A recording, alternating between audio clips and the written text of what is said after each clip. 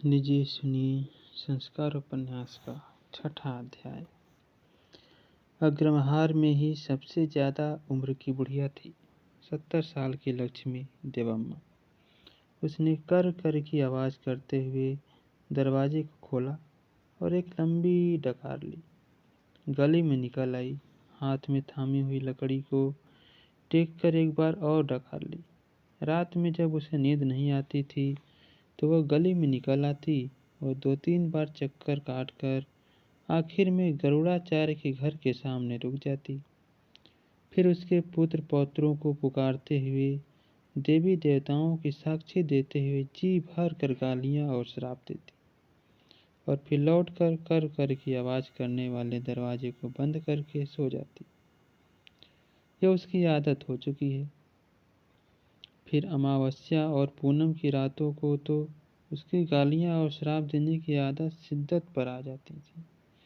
अग्रहार में दोनों चीजें प्रसिद्ध है, उसकी डकारें और उसके खुलते बंद होते दरवाजे की आवाज। दोनों आवाजें इस कोने से उस कोने तक सुनाई देती है। अग्रहार के ब्राह्मणों में उसकी कीर्ति चतुर्दिक फैली हुई है। लक्ष्मी देवम्मा कहकर पुकारते थे। लक्ष्मी देवम्मा बाल विधवा थी, इस कारण सब लोग उसे कुलक्षणी लक्ष्मी देवम्मा कहकर पुकारते थे। एकाएक उसके सामने पड़ जाने पर अशुभ के प्रतिकार के लिए ब्राह्मण एक बार 4 कदम पीछे हट जाते थे। आगे बढ़ने वाले शैतान बच्चे को वो अपने हाथ का डंडा घुमाकर भगा देती, उन्हें श्राप देती, किंतु वास्तव में कोई उसकी परवाह नहीं करता था। जब उसे खट्टी डकारों वाली लक्ष्मी देवम्मा कहकर पुकारते थे, यद्यपि अधपगड़ी लक्ष्मी देवम्मा के नाम से वह ज्यादा प्रसिद्ध थी। उसकी आप बीती भी एक पुराण के समान है। जब वो 8 साल की बच्ची थी तो उसका विवाह कर दिया गया था। 10 वर्ष की होने पर विधवा हो गई। 15 की उम्र की होने तक सास ससुर चल बसे। बुरे ग्रहों वाली कहकर अग्रहार के लोग उसकी अवज्ञा करते। 20 साल के होने से पहले ही उसके माँ बाप भी नहीं रहे। जो कुछ थोड़ी बहुत जायदाद उसके पास बची थी वह गरुड़ाचार्य के पिता ने अपनी निगरानी में ले ली। उसने बुढ़िया को बुलाकर अपने घर रख लिया। उसका तौर तरीका ऐसा ही था। नरड़प्पा के पिता ने ना समझ है कहकर उसकी जायदाद की निगरानी भी उससे हथिया ली। लक्ष्मी देवम्मा ने इसी तरह 25 बरस का जीवन उस घर में गुजारा। उसके पिता की मृत्यु पर गरुड़ाचार्य के हाथ में जायदाद की कुल देखभाल आ गई थी। गरुड़ाचार्य की पत्नी बड़ी कंजूस थी, कभी किसी को खाने के लिए पेट भर भोजन नहीं देती थी। लक्ष्मी देवम्मा और उसके बीच अक्सर झगड़ा हुआ करता और कभी कभी हाथापाई तक की नौबत भी पहुंच जाती। फिर पति पत्नी दोनों ने लक्ष्मी देवम्मा को निकाल बाहर कर दिया और उसे पति के पुराने टूटे फूटे वीरान घर में धकेल दिया। तब से लक्ष्मी देवम्मा अकेली ही वहां रहने लगी। लक्ष्मी देवम्मा ने प्राणेशाचार्य के पास शिकायत भी की। उन्होंने गरुड़ को बुलाकर बुरा भला समझाया। तब से हर महीने वह 1 रुपया उसे देने लगा। उस 1 रुपये से क्या हो सकता था। इस वजह से अपनी जायदाद और नकदी हड़पने वाला गरुड़ाचार्य उसे जहर लगने लगा। अग्रहार के ब्राह्मणों से कभी कभी प्राणेशाचार्य लक्ष्मी देवम्मा को कुछ चावल दिलवा दिया करते थे। जैसे जैसे उनकी उम्र बढ़ती गई उसके रोम रोम में द्वेष का बीज समा गया। डकार लेते हुए लक्ष्मी देवम्मा गरुड़ाचार्य के घर के सामने खड़ी होकर गालियां बकने लगी। तेरा घर बर्बाद हो जाए, तेरी आंखें फूट जाए, तू गांव को बर्बाद करने वाला, तू विधवा के पेट पर लात मारने वाला, तूने नारड़प्पा के बाप के ऊपर जादू टोना करवाया, छिनाल की औलाद है तू, जरा भी इज्जत आबरू हो तो बाहर निकल तू। गरीब विधवा की जायदाद हड़प ली है ना, क्या पचा लेगा उसे। मर भी जाऊंगी तो भूत बनकर तेरे बाल बच्चों को सताऊंगी रे। तूने मुझे अभी जाना पहचाना नहीं। घबराहट के साथ उसने सांस ली और एक बड़ी सी डकार फिर बोली, रे बदमाश, तेरे कर्तव्यों के कारण ही सोने जैसे नारड़प्पा ने जात गंवाई और उस रांड के साथ रहने लगा। तुम लोग अपने को ब्राह्मण कहते हो, लेकिन उसके शव को लेकर बैठ गए हो। कहाँ गया तुम्हारा ब्राह्मणत्व? चांडालों, रौरव नरक में जाकर मरोगे तुम लोग। मैंने कभी नहीं देखा कि अग्रहार में रात भर बिना संस्कार के कोई लाश इस तरफ पड़ी रही हो। राम राम, खराब दिन आ गए हैं। ब्राह्मणों का नाश हो चुका है। सिर मुड़वाकर तुम सब मुसलमान क्यों नहीं हो जाते? तुम्हें क्यों चाहिए ब्राह्मणत्व? हाथ की लकड़ी जमीन पर पटक कर उसने फिर हैश कहकर एक टकार ली। अरे रे कहते हुए श्रीपति नाड़प्पा के घर से गली में भाग गया। घर का द्वार बंद करना भी भूल गया। देखो देखो देखो, नाड़प्पा का प्रेत वहाँ है, देखो, कहते हुए अधपगली लक्ष्मी देवम्मा लकड़ी की टेक लेकर भागकर घर घर का दरवाजा थपथपा के सुना आई। अपनी जान हथेली पर रखकर श्रीपति नदी पार करके पारिजातपुर के नागराज के घर की तरफ भाग निकला। प्राणेशाचार्य के घर के चबूतरे पर सोई चंद्री ही पहचान सकी कि इस तरह भाग कर जाने वाला श्रीपति ही था। भूख के कारण उसे नींद नहीं आ रही थी। उसने कभी इस जन्म में या पहले जन्मों में एक दिन भी उपवास नहीं किया था, और न कभी वह इस प्रकार अकेली किसी घर के दालान की कड़ी जमीन पर लेटी ही थी। जब से वह अपने कुंदापुर के घर से निकली और नाड़प्पा के साथ रहने लगी थी, वह हमेशा अगरबत्तियों से सुगंधित कमरे में नरम गद्देदार बिस्तरों पर सुख से सोती रही। वह भूख को सहन नहीं कर पा रही थी। वह उठी और पीछे के बगीचों में गई, जहाँ पकने के लिए केले रखे हुए थे। पेट भर कर खाने के बाद नदी पर जाकर उसने पानी पिया। अपने घर की ओर जाने में उसे डर लग रहा था। जब से पैदा हुई थी उसने कोई शव नहीं देखा था। नाड़प्पा के शव का संस्कार हो जाता तो उससे अपने प्रेम संबंधों को याद कर एक बार जी भर रो लेती, लेकिन अब उसके दिल में भय के अतिरिक्त और कुछ नहीं था। भय और चिंता। यदि नाड़प्पा के शव का सही रीति से संस्कार नहीं हुआ तो वह जालिम भूत प्रेत बन जाएगा। 10 वर्ष तक उसके साथ सुख से रही हूँ। उसने सोचा, अब उसके शव का संस्कार न करवा सकूं तो मेरा मन कैसे मानेगा। यह सच है कि नाड़प्पा ने ब्राह्मणत्व त्याग दिया था। वह मुसलमानों के साथ खाना खा पी लेता था। वह स्वयं भी तो इस तरह खाती पीती थी। उसे इसका कोई पाप नहीं लगेगा, क्योंकि वेश्या की जीवन वृत्ति वाली स्त्री पर इन नियमों की कोई पाबंदी लागू नहीं होती। वह इन नियमों से परे है। वह हमेशा कल्याणमयी है। उसके लिए कभी वैधव्य की यातना नहीं होगी। वह सदा सुहागिन है। बहती नदी को क्या कभी पाप लग सकता है? उसका जल प्यास बुझाने के लिए, प्यासे के लिए भी ठीक है। आदमी गंदा हो तो उसके मैल धोने के लिए भी ठीक, और उसका बहता जल भगवान के पावन अभिषेक के लिए भी ठीक है। सब किसी के लिए, हमेशा हाँ ना, कभी नहीं, किसी के लिए नहीं। उसी की तरह सूखती नहीं, मुरझाती नहीं, और तुंगा नदी की तरह है, जो कभी शुष्क नहीं होती, कभी थकती नहीं। केवल 2 बच्चे पैदा करके चूक जाती है, गाल पिचक जाते हैं, आंखें धस जाती हैं इन ब्राह्मण स्त्रियों की। उनकी तरह उसके स्तन ढीले नहीं पड़े, लटक नहीं गए। वो न सूखने वाली चिरस्थायी, न कृश होने वाली निरंतर बहने वाली नदी है।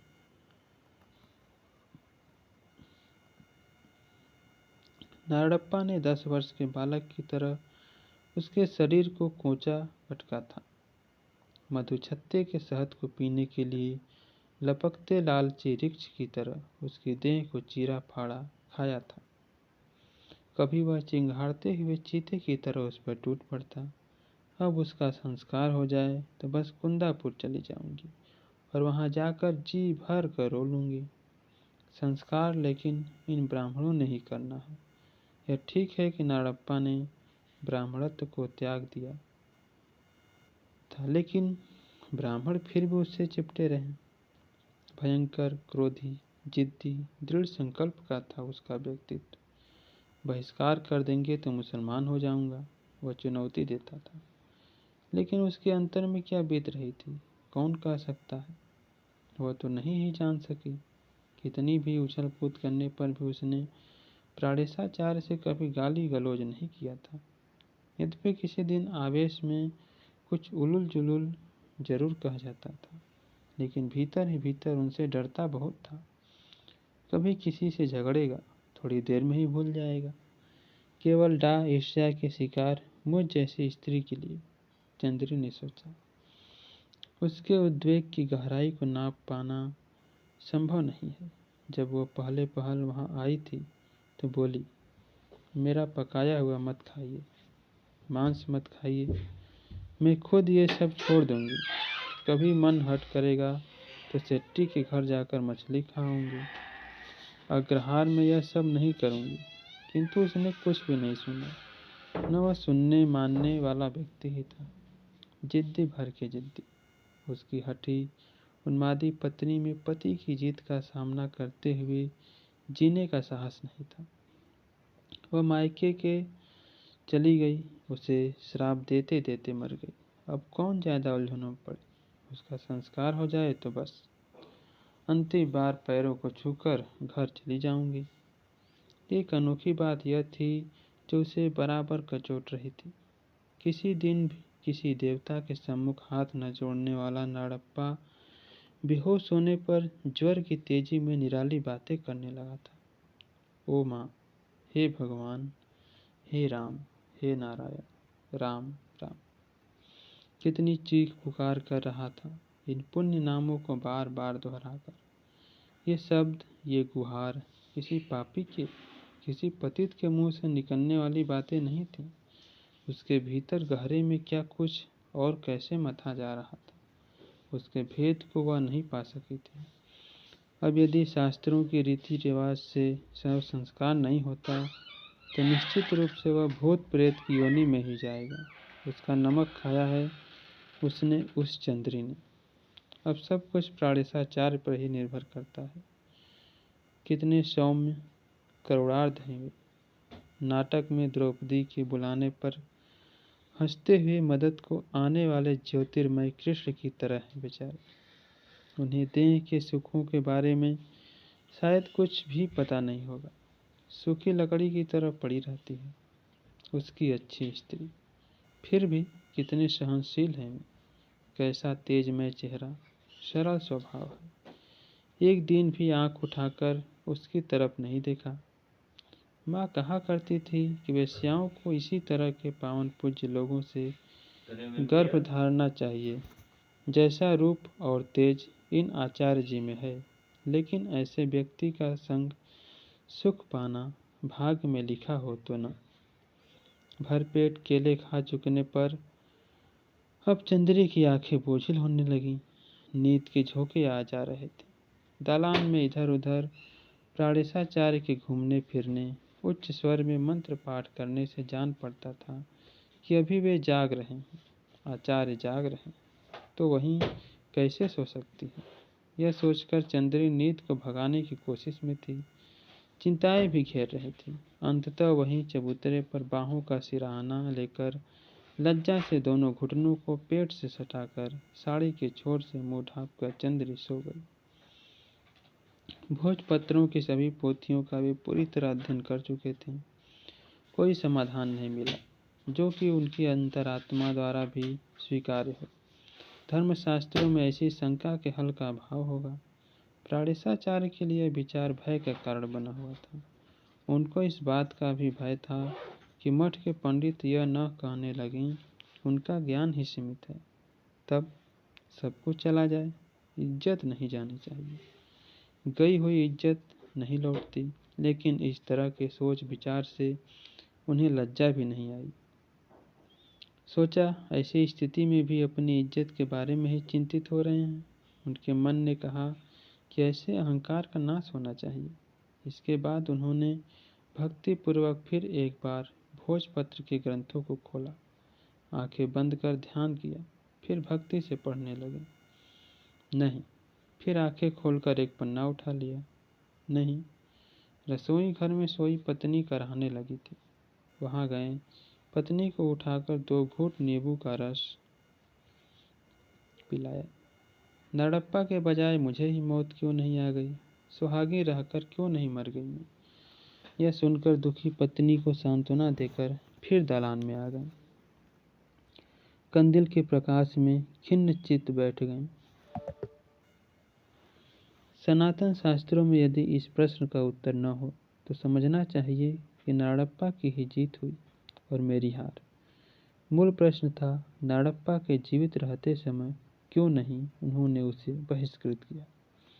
क्या उसकी यह धमकी कि वो मुसलमान बन जाएगा ही उसका कारण था? उस धमकी से ही डरकर क्यों वे धर्मशास्त्र की अवहेलना कर चुके थे? जब ब्राह्मण की तप शक्ति समस्त विश्व पर अपना प्रभुत्व चलाती थी, तब ऐसी धमकियों से कौन डरता था? बुरा समय आ गया, तभी ऐसे संशय डामाडोल करने लगे हैं। क्या उसके मुसलमान होकर अग्रहार में रहने की धमकी के कारण ही उसका बहिष्कार नहीं किया गया था? नहीं, उसके प्रति कुछ सहानुभूति भी थी, अपने हृदय में अपार करुणा के ही कारण। यह विचार आते ही उन्होंने सोचा, छी छी, ये तो अपने को धोखा देने के बराबर है। वह कलुषहीन करुणा नहीं थी, उसके पीछे भयंकर हठ भी था। नाड़प्पा के हठ से पराजित होने के लिए वे तैयार नहीं थे। उसे धर्म के मार्ग पर लाकर ही छोड़ूंगा, अपनी पुण्य की शक्ति से, तप की शक्ति से, प्रति सप्ताह 2 दिन के उपवास की शक्ति से उसमें सन्मति जागृत करूंगा। ऐसा था उनका अवसर। कैसी थी उनकी जिद। उन्होंने संकल्प किया था कि प्रेम से, सहानुभूति से, कठोर संयम से उसे सही मार्ग पर ले ही आना है। ऐसे निश्चय में कितनी जिद थी और कितनी सहानुभूति। उनकी प्रवृत्ति का स्वभावतः दया और करुणा की ओर झुकाव था। देह के जर्जरित होने के पश्चात जबकि काम भावनाएं इसे छोड़ चली जाती हैं, दया और करुणा की भावनाओं का वास मन मानस में बना रहता है। मनुष्य में संवेदना की पकड़ लालसा से अपेक्षाकृत ज्यादा पक्की होती है। यदि सहानुभूति की भावना उनके मन में नहीं रही होती तो वे विवाह के दिन से ही बिस्तर से जकड़ी पत्नी के साथ संबंध कैसे बनाए रखते? सभी किसी और नारी के मोह में क्यों न पड़ जाते? नहीं नहीं, इस सहानुभूति की भावना ने ही उनके मानवमुखी ब्राह्मणत्व की सतत रक्षा की है। संवेदना और सहानुभूति, मानव प्रेमी धर्म और ब्राह्मणत्व, सभी भाव आज उलझ गए और यह उलझन उन्हें पीड़ित कर रही है। मूल प्रश्न यह है कि नाड़प्पा क्यों कर ऐसा बुरा और इस कदर विषाक्त हो गया। शास्त्रों के अनुसार तो अनेक पूर्व जन्मों में संचित पुण्य के फल से ही ब्राह्मणत्व प्राप्त होता है। यदि ऐसा है तो क्यों नाड़प्पा ने अपने ही हाथों से अपने ब्राह्मणत्व को नाले में फेंक दिया। आश्चर्य ही है कि आखिरी दम तक अपने स्वभाव के अनुसार किस तरह कार्यशील रहते हैं। प्राणेशाचार्य की ऋग्वेद से एक कथा याद आ गई। एक ब्राह्मण को जुए की लत पड़ गई थी। वह अपनी इस प्रवृत्ति से किसी भी प्रकार पिंड नहीं छुड़ा पाता था। कुलीन ब्राह्मणों ने यज्ञशाला में उसे प्रवेश करने की मनाही कर दी। कुत्ते की तरह उसे दुत्कारते रहे। देवी देवताओं की दुहाई देकर वह रोया, ईश्वर तुमने क्यों मुझे जुआरी बनाया, क्यों इस प्रकार के लत के सम्मोहन में फंसा दिया। अष्टादिक्पाल मुझे उत्तर दो, इंद्र, यम, वरुण, तुम आओ और मुझे जवाब दो। उधर यज्ञशाला में ब्राह्मणों ने हविष्य निकालकर अग्नि, यम, इंद्र, वरुणादि देवताओं का आह्वान किया और हविष्य स्वीकार करने के लिए प्रार्थना की। किंतु देवतागण उस जुगारी के आह्वान पर उसी के पास गए। इस दशा में उन ब्राह्मणों को अपने ब्राह्मणत्व का अहंकार त्याग कर उसी अधम के यहाँ जाना पड़ा। धर्म के गुह्य भेद को समझ पाना अत्यंत दुरूह है। कोई नितांत पापी चांडाल मरते समय एक बार मुंह से नारायण कहकर परम धाम और परम पद प्राप्त कर लेता है। एक बार भगवान ने जय और विजय नाम के अपने द्वारपालों से पूछा कि 7 जन्म तक मेरे भक्त होकर मुझ तक पहुंचना चाहोगे या 3 जन्म में मेरे शत्रु बनकर। जय विजय ने पिछली राह चुनी। मुक्ति और मोक्ष का आंसू मार्ग संघर्ष के बीच से होकर निकलता है। पूजा पाठ जैसे कर्म कांड करते करते चंदन की तरह कर्मों के फल को घिसा घिसा कर मिलने वाले हम जैसे लोग जीवन मुक्ति के लिए जन्म पर जन्म लेते रहते हैं। धर्म का भीतरी अर्थ सुबोध और समीक्ष नहीं है। किसे पता है कि नाड़प्पा के प्राण अंतर के किन तूफानों से जूझ रहे थे। जन्म भर वह उछलता कूदता और खेलता रहा और पल भर में उसने प्राण त्याग दिए। काश कि इस असमंजस की स्थिति में ईश्वर उन्हें समझने की शक्ति दे। एकाएक प्राणेशाचार्य को लगा कि जैसे उन्हें कहीं से कोई अव्यक्त संकेत मिला है। उनके मन में एक विचार कौंधा और वे रोमांचित हो उठे। अगले दिन बहुत प्रातः स्नान आदि से निवृत्त होकर उन्हें हनुमान जी के मंदिर में जाना चाहिए और पूछना चाहिए कि हे वायुपुत्र, संशय की ऐसी स्थिति में क्या करना उचित है। प्राणेशाचार्य का मन हल्का हो गया। घर के भीतर ही वे यहाँ से वहाँ चक्कर लगाने लगे। तभी ध्यान आया, हाँ, वह बेचारी चंद्री चटाई के बिना ही बरामदे में सोई है। उन्हें दया हो आई। भीतर गए, चटाई चादर और सिराहना लेकर आए और पुकारा, चंद्री। चंद्री उस समय अपनी माँ की बात सोचती हुई पड़ी थी। झटके से उठ बैठी, सिर पर आंचल ओढ़ लिया। अंधेरे में किसी पर स्त्री के सम्मुख इस तरह खड़े रहना उचित न जानकर प्राणेशाचार्य ने कहा, यह चटाई सिराहना ले लो, और लौट गए। चंद्री की जिह्वा को जैसे काट मार गया। बरामदा पार कर प्राणेशाचार्य द्वार पर एक बार रुके। कंदील के प्रकाश में उन्होंने देखा कि वह स्त्री संकोच की मारी अधखिली कली की तरह बैठी है। जैसे ही उन्होंने घर के भीतर प्रवेश किया, एक और विचार उनके मन में उठा। चंद्री ने जो गहने उतार कर दिए थे, उनकी पोटली बाहर ले आए और बोले, चंद्री। चंद्री फिर उत्कंठा से उठ बैठी। यह लो चंद्री, तुम्हारी उदारता ने शव संस्कार की समस्या को और भी उलझा दिया है। ब्राह्मण का कर्तव्य है कि आपद धर्म के अनुसार व्यवहार करे। यह गहने तुम अपने पास रखो। नाड़प्पा मर गया है, लेकिन तुम्हारी तो सारी जिंदगी अभी पड़ी है। उसके लिए भी तो कुछ व्यवस्था होनी चाहिए। कंदील लिए प्राणेशाचार्य निकट खड़े थे। चंद्री उनकी और दैन्य भाव से अपनी बड़ी बड़ी काली आंखों से देख रही थी। दयाद्र होकर आचार्य झुके और उसे उसके गहने सौंप कर वापिस लौट गए।